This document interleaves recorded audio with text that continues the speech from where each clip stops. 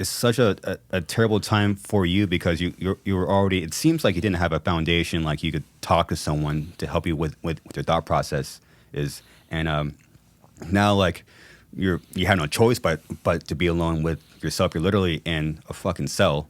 I mean, it's all you have is you and your feelings and your thoughts and all your unprocessed feelings you have when you're 5 years old, and like this all you have. So there's plenty of time to process stuff. Like, were you thinking about your band members and what they were dealing with? I mean, I did spend a lot of time before my sentencing trying to communicate with them to some degree to say, hey, guys, like, I won't be able to communicate when I'm gone, but I can communicate now. I'd love to sit down face-to-face with you guys and talk. There was a brief conversation that I had with Jordan during that time, and it was during a very like traumatic time where it was just like an emotional sort of like blur to me, and it was very short, and so I'm not saying that there was absolutely no communication at all. There was. I mean, I couldn't even tell you the conversation because it was pretty short, and it was like right after some of the events while I was on house arrest waiting my sentencing and stuff, and I think the essence of what he wanted to say was, hey, I showed up. Like, I don't have anything to say. I don't even really know how to process this, but I showed up to like, to be here for a second. And then after that, he never really talked to me ever again, including largely after my incarceration when we were performing together as a band. We never really, addressed or talked about it between him and I, And so it's weird after all these years. I haven't talked to Jordan in like over a couple of years now. And I think in the aftermath of that, he's like, I want to perform in the band again. But I think when it actually came time to it, I don't know if he knew how to process not just things with me, but just so many things in his life. And some people's trauma response is to shut down, and they just avoid, and I think that's largely been his response. And other people, they call it like anxious attachment, where they just like they want to talk about it constantly. And I'm probably more so closer to that side, to where it's like I'm never afraid to talk about something. I may stumble on my words. I may not even be able to articulate perfectly, but I will keep trying and trying and trying. And so we were very, very different in that regard. Yeah, I mean, your band just became more of how they everyone, especially processing like that. So something so bizarre. Yeah, they're just gonna. I mean, the only thing they could really do is like, okay, we're just not gonna talk to him. But obviously, there is some. There was a point where like they started to come back around. Yeah. And how was that for you? Well, so for me, it was a different story with everybody, and I'll just give two very polar opposite examples. Jordan's whole thing was to be avoidant, to like, if I, after my incarceration, I spent a year working as a case manager at an addiction treatment facility, doing group therapy as well and stuff like that. And during that time, I reached out to Jordan many times. I'd reach out to him like 2.5 months later. He'd say, oh, by the way, I got your message, just calling you back.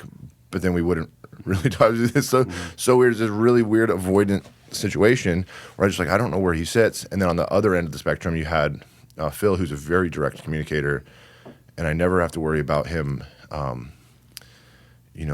being mysterious. He just said to me, hey, dude, I'm just letting you know that like when I think about you and what you've gone through, I'm really saddened by it, and I'm embarrassed to be associated with you.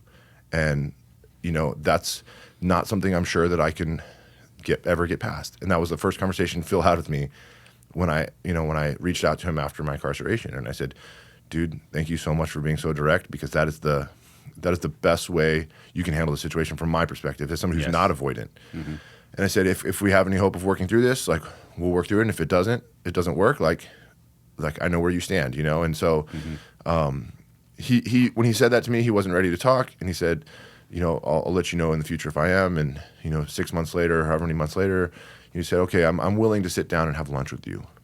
No promises, nothing, but just I'll have lunch with you. And we sat down, we had lunch, and then we talked a little bit more. And again, he said, yeah, I still have a lot of hard feelings to work through. Like, and here they are, A, B, C, D, E, like just listed them out.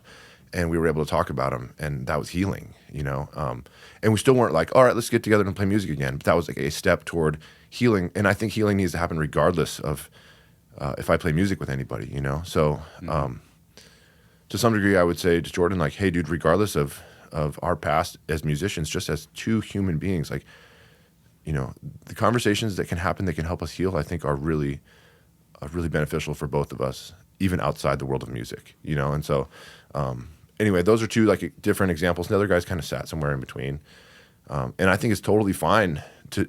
Phil had enough conversations with me, and he said, "Hey, I've worked through a lot of my feelings. I'm ready to do this."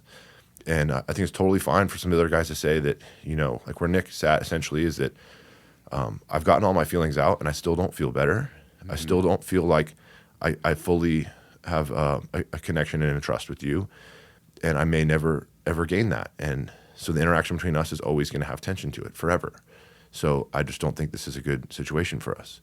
And I respect that. There's nothing wrong with that either. And so each of the guys, when I came back, had to do whatever was right for them. Yeah. And eventually you did eventually come to an agreement that, okay, we're all going to sit down and talk. Yeah. Yeah. And that was rough to watch because you could just see like the hurt. Yeah. You see how hurt everybody is. Yeah. I mean, Nick is just on his face, and I think me and Phil have a lot in common, and I could tell how hurt he was just by looking at him, only because he's like, we're both like guitar players, and we have a certain deep connection with our singers and stuff. I could kind of tell like you're definitely the most affected, But it's crazy that you guys all sat and talked. It's crazy. We hadn't done the album at that point. We hadn't worked out all the details. We just, we felt like there was some criticism from people saying, hey, it's weird to me that you guys just put out one song and then didn't address the elephant in the room. And we said, well, dude, we don't know how to do it. Like, there's not like a statement we can give as a band. So we're just going to put a camera up. It's like very emotional to think back on. But it's like, we're just going to be raw, because healing takes a lot of years. It takes years, man. You're right. For all the guys, and you have all this history with each other. You guys were best friends at some point. Just playing music, and now you're at a table, just like talking about something that raw and crazy. Yeah, I think there's a certain expectation of people when they come out of incarceration. You put them in a very, very traumatic situation, and you say, all right, I want you to go be locked up and treated like an animal for 3 years in state prison, and then I want you to come out and just act and be and convince everybody close to you that you are healed in every single way. And it's like, that's not possible. Like, I'm not going to sit here before my bandmates and say, hey guys, I did my time, and because I did my time, I'm healed in every single possible way. I have no more kinks to work out in my life. Like, that's just not, our system is not rehabilitative, so rehabilitation is possible, but it's from the love of friends and family and people who are close. And that's why, I'm really big into the post-incarceration process. I have, I work with a nonprofit that I help co-found because of that, because I think that's where the rehabilitation really truly begins, is not until somebody's actually out on parole.